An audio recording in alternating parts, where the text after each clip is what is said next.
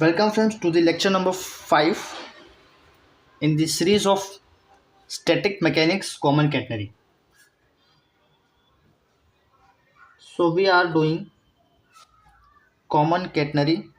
हम यहाँ पे लिख देते हैं common catenary static mechanics BSc और UPSC के बच्चों के लिए सीरीज है मैकेनिक्स और ये मैथमेटिक्स का पोर्शन है। ये ऑलरेडी हम लोगों ने देख रखा है। So today's lecture number 5। तो अब तक हम लोगों ने पढ़ लिया है इसका इंट्रोडक्शन, एक्चुअली कॉमन कैटेगरी होता क्या है, फील लिया था पूरा। उसके बाद intrinsic equation, then Cartesian equation, then parametric equation और now today is lecture number 5। तो पिछले लेक्चर के एंड में मैंने ऑलरेडी बता दिया था कि हम लोग इस लेक्चर में करेंगे क्या। तो आज हम लोग सिर्फ छोटा सा वीडियो रहेगा, ये बहुत बड़ी लेंथ की वीडियो नहीं होगी, स्मॉल सी वीडियो होगी।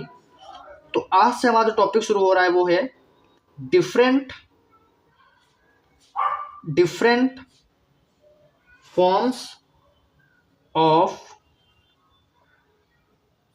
equations of common catenary. Different forms of equation of common category. तो आज से जो पोर्शन रहेगा और आगे की जो जर्नी रहेगी वो इसी पर बेस्ड होगी कि डिफरेंट फॉर्म ऑफ इक्वेशन हमें समझ रहे हैं कॉमन कैटेगरी की, जिसमें से पहला है जिसको आज हम लोग डिस्कस करेंगे कि इक्वेशंस इन्वॉल्विंग कॉमन कैटेगरी की वो इक्वेशन निकालेंगे जिसमें s होगा और एंड x होगा। ऐसी इक्वेशंस जिसमें s और x यहाँ पे वेरिएबल्स होंगे, उसकी हमें यहाँ पे इक्वेशंस निकालनी है कॉमन कैटेगरी की। सो आज का पोर्शन बस इतना ही है। इसके बाद हम लोग सेकेंड पे जाएंगे जहाँ पे हम निकालेंगे equation between s and y, और उसके बाद फिर अगला लेक्चर आएगा s x एंड y पे। तो आज का बस इतना ही है कि s और x के बीच में हमें रिलेशन यहाँ पे डिराइव करना है। तो वो इसलिए छोटी सी वीडियो है क्योंकि हमें इस पर ज़्यादा बहुत टाइम बर्बाद नहीं करना है। सिर्फ एक ही पार्ट लेकर आया हूँ आज, तो छोटी सी वीडियो रहेगी। इसके बाद जो अगली वीडियो रहेगी वो भी ज़्यादा बड़ी नहीं है, क्योंकि ये जो तीन पोर्शन हैं, ये जो तीन डिफरेंट फॉर्म्स हैं इक्वेशंस ऑफ कॉमन कैटेगरी के, ये बहुत छोटे हैं। इसके बाद एक अप्रोक्सीमेशन का टॉपिक आएगा, वो आपका थोड़ा सा लेंथी रहेगा अपार्ट फ्रॉम दिस। तो आज का जो टॉपिक है वो है equations involving s and x। अब हमारे पास देखिए किस इक्वेशन से, आप खुद सोचिए कि किस इक्वेशन से हम जो अभी तक हम लोगों ने पढ़ लिया है, कार्टेशियन पढ़ लिया है, इंट्रिंसिक पढ़ लिया है, पैरामेट्रिक भी पढ़ लिया है, कौन सी ऐसी इक्वेशन है जिसमें s और x दोनों आ सकते हैं। ठीक है, किस इक्वेशन की वजह से हम s और x ला सकते हैं। तो पहला आता है इंट्रिंसिक इक्वेशन। इंट्रिंसिक इक्वेशन होती है s is equal to c tan psi। यहाँ पे s है बट x नहीं है, चलिए कोई बात नहीं, s तो है। अच्छा, दूसरी आती है कार्टेशियन इक्वेशन, जहाँ पे x और y में रिलेशन है, वहाँ पे s का कोई नामो निशान नहीं है। तो कार्टेशियन इक्वेशन तो हम यूज नहीं कर सकते क्योंकि उसमें s है ही नहीं। ये वाला जो s है वो कार्टेशियन इक्वेशन में है ही नहीं। कार्टेशियन इक्वेशन होती क्या है, ये होती है, और कार्टेशियन इक्वेशन आपके पास से पढ़ रखा होगा, y is equal to c cos hyperbolic x upon c। ये आपकी कार्टेशियन इक्वेशन है। इस पूरे इक्वेशन में ना सिर्फ y और x है और एक c कांस्टेंट है, यहाँ पे s नहीं है। तो ये वाली इक्वेशन तो हम यूज नहीं कर सकते to derive the relation between s and x। ऐसी कौन सी इक्वेशन यूज करेंगे। अच्छा, पैरामेट्रिक पढ़ा था इससे पहले। पैरामेट्रिक में x और साई है, y और साई है, ऐसा पैरामीटर साई को, वहाँ पे पैरामीटर क्या है, साई है। तो x और साई के बीच में रिलेशन है, y और साई के बीच में रिलेशन है, तो वहाँ पे भी s नहीं है, तो पैरामेट्रिक भी यूज नहीं कर सकते। अब बच गया हमारा सिर्फ इंट्रिंसिक इक्वेशन जिसमें s आ रहा है लेकिन x नहीं आ रहा है। तो अगर उसमें s आ रहा है तो हमें पहले वही लेके चलना पड़ेगा, बाद में हम कुछ ऐसा करेंगे कि वहाँ पे x इंट्रोड्यूस कर दें। चूंकि हमें पता है, वी नो दैट कि इंट्रिंसिक इक्वेशन क्या होती है, s is equal to c tan psi of a common category. तो इसको मानेंगे क्वेश्चन नंबर 1। एक यही रिलेशन है जो अभी तक हम लोगों ने पढ़ रखा है जिसमें s आ रहा है, बाकी और किसी में इंट्रोड्यूस नहीं था, इसलिए हम लोग यही वाली इक्वेशन लेके चलेंगे। ठीक, अब इसी इक्वेशन की मदद से s तो रहेगा ही रहेगा, क्योंकि बोला है इक्वेशन हमें निकालनी है जिसमें s और x होगा। अब यहाँ पे कुछ ऐसा करना पड़ेगा कि x आ जाए। तो क्या करें, आइए देखते हैं। s is equal to c tan psi slope होता है, ठीक है, tan psi आपका स्लोप होता है।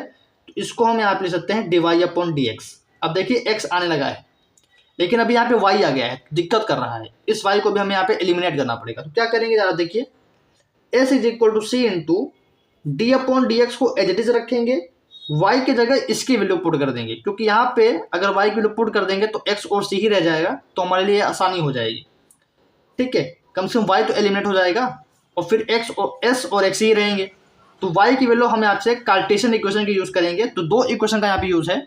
एक तो पहले आपको लेके चलना है इंट्रिंसिक इक्वेशन, जो आपका मेन पार्ट होगा, और फिर आपको आगे जाके यहाँ पे dy/dx में y की वैल्यू कार्टेशियन इक्वेशन से पुट करनी है।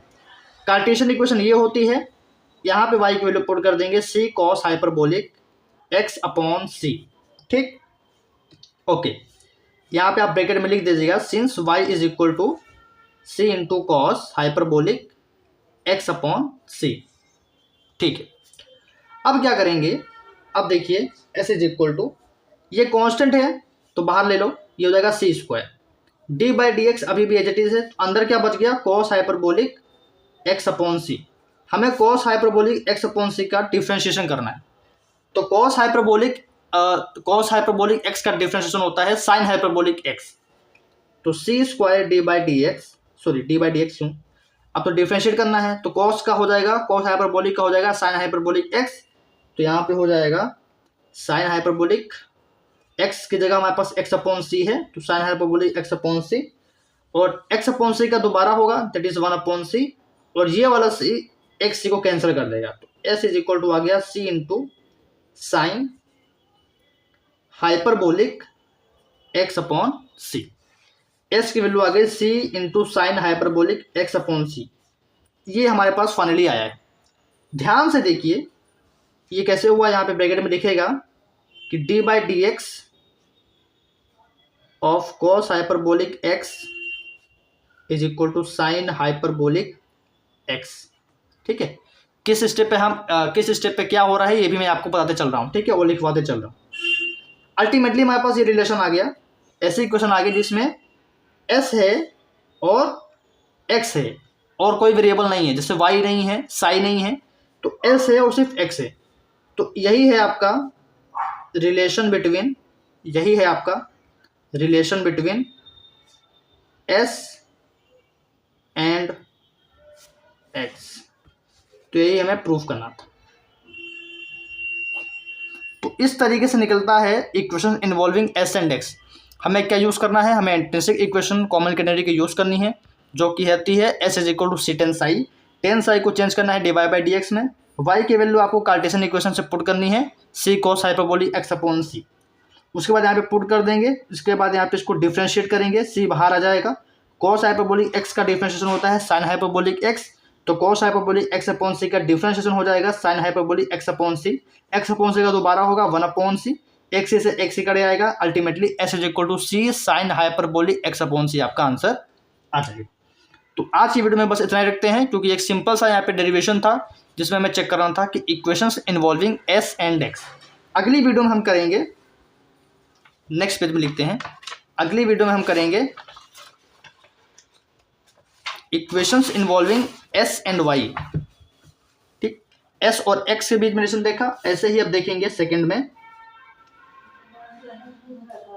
Equation involving s and y। अगले लेक्चर में हम देखेंगे कि ऐसी क्वेश्चन आप निकाल के दिखाइए जिसमें s और y हो, x ना हो। तो मिलते हैं नेक्स्ट लेक्चर में, तब तक के लिए पढ़ते रहिए।